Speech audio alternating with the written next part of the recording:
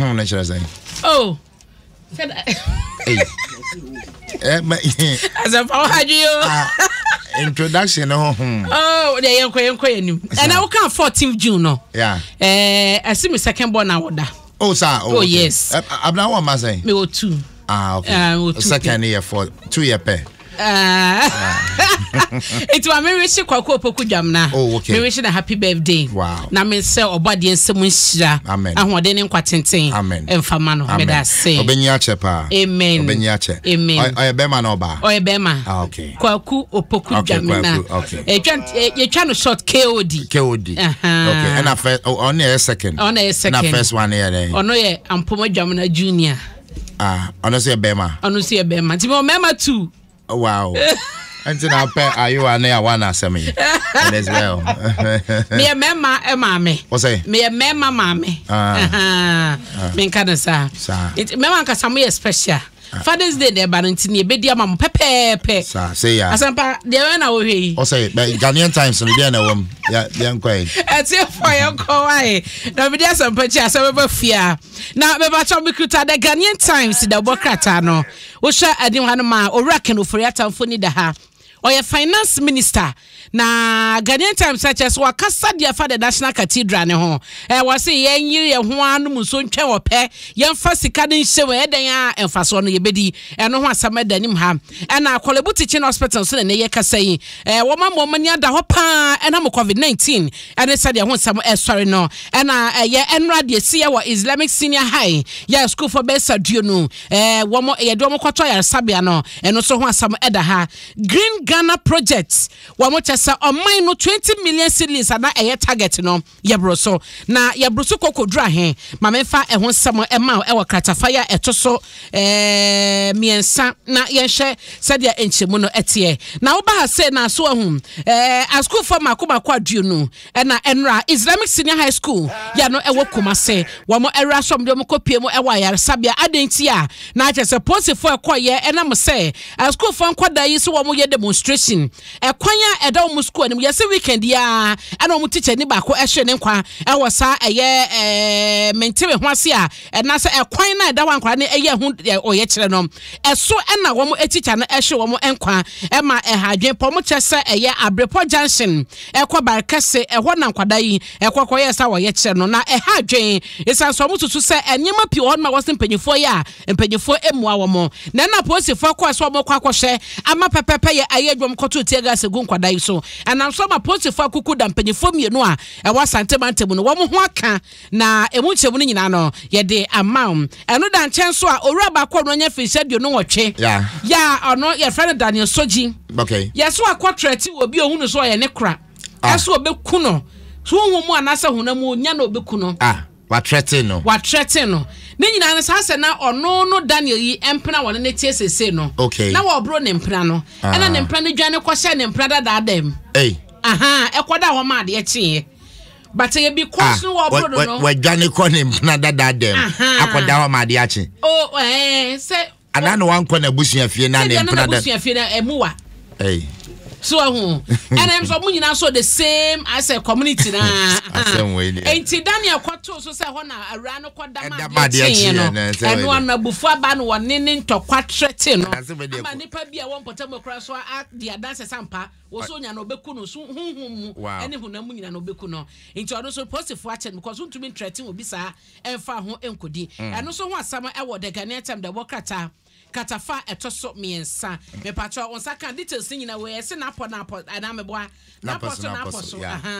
iti abode tawto dia ma ma yenko katafa to so edunsia na yenhwem National Cathedral ho nsam eje ne ho me na akora mu papa na finance minister bi musa so kasa bokọ pa susu no wo mia ho sa da bi boka onse papa obetumi aka no bokọ da former se na bia na tade efita da bia na tade efita kasa eso no wo pini upa so hu na the Minister of Finance Ken Oforiata na catch Ghana for say yenya arresemu say the National Cathedral na wo mo esie no ye boka enne ye de sika ehye na da chibi no ye betwa so abadase ye bedi so emfa so wasesa wo ye se ebebeboa ewo ye susumu ene honhom a ye ne ye nyankopon no ebedi ntamade asiesi ye de esom no a ebesa so aye be ebema nipadodo na ba abe eye ase ensahwebia enti no ne ba no sa na enipa eba wo mo ekwa wo mo eba wo mo ekwa no ni nyina ne ye sika de bro man no enti mema ye mfa ye ni so se mpa ye nkwa ne ye bekwa akobo cathedral ho da bi ne mom no ebesan abeserve esa a tourist center ediama oh my god no so ho asam the Ghanaian Times ediaba omapane abedi akire Dr. Mahmoud Baumia ena dia so akobo fam amatamale ekwa yendi ekwa zabzugu ene tatale rose no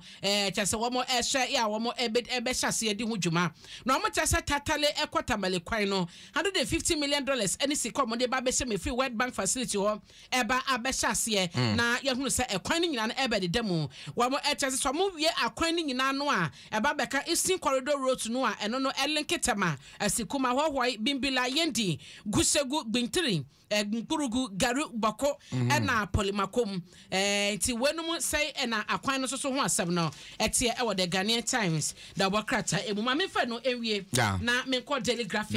right. Green Ghana sensem ya no omo chese mpanyifo exceed target no ya yetimi so man no nanu fie da na ye Green Ghana no nanka wo mo ehwe se 20 million enua ene ebedua so abro so kra kodu be se 22 million ho asam eda ha na emabom yensa so a wo mo adrane enso afa wo mo no eno so ho asam e wo ha motorway ya modi ho nkomoyi Daily Graphic de ho asam ato ha se ya ne nyina no eye amane bo yen kwa kachafa to so yensa na ye hwe na we no aye Yewra John Alote oye chief executive Edema Forestry Commission na wo hwa dwumadi oyeye eto nsa friends am for the nsem bitu dwa wa ma breakdown kakra wo se enua bebro 22 million na wo mo etumi etecheye e wo Ghana afana nyina na eno no eka Green Ghana Day ne ho na no efieda na wo chese na omamu ni nyina no ani suade hunu no ani susuye no ani se betumi adua be se 20 million enua eyesidless no ye wie ye no wo se 22 million 671,696 any seedlings a omocheche wa Ghana fana nyina ya emunom 40.2% na ye dua ye ya dia ka 59.8% no so no omoche so modua no wa forest areas aye 40.2 no na 59% no so no wa modua no wa miamia ahodo wo se enoche no 55 different species enua no ahodo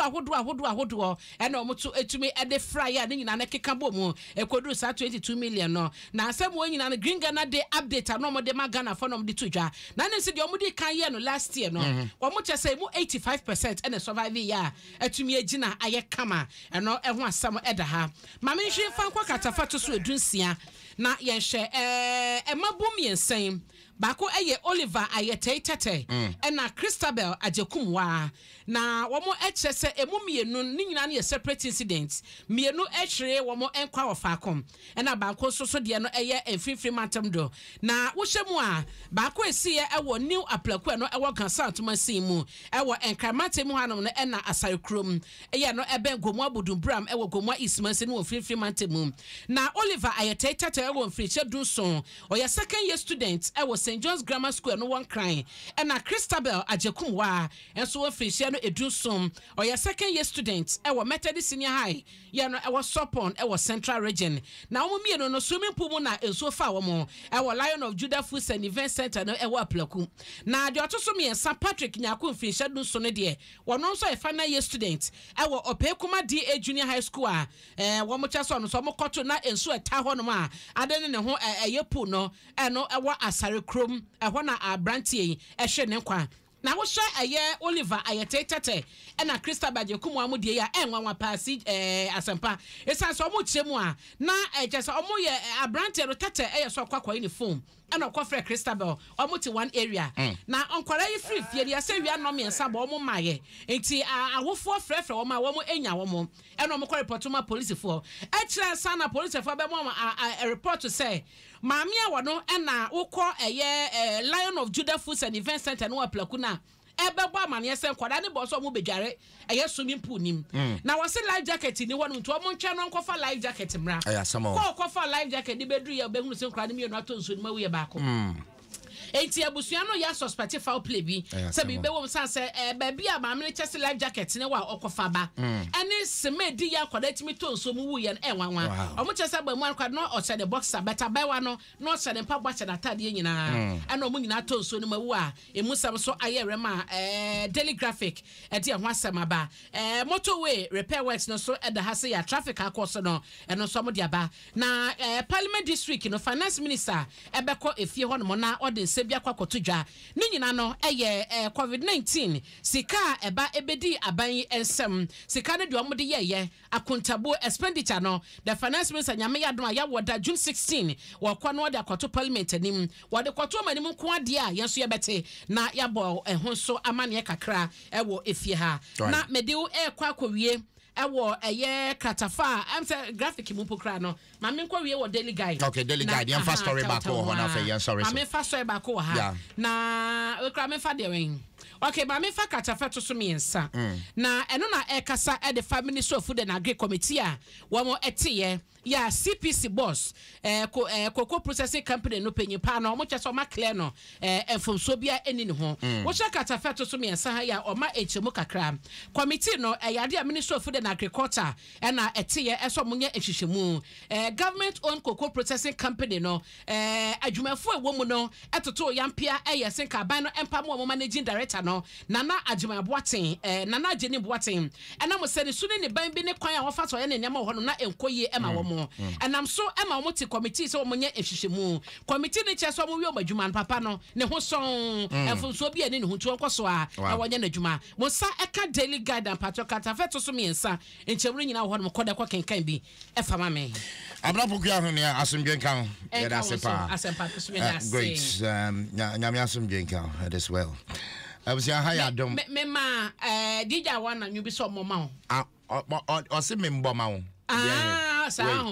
wait okay I wanna fine pa okay woni mo nyom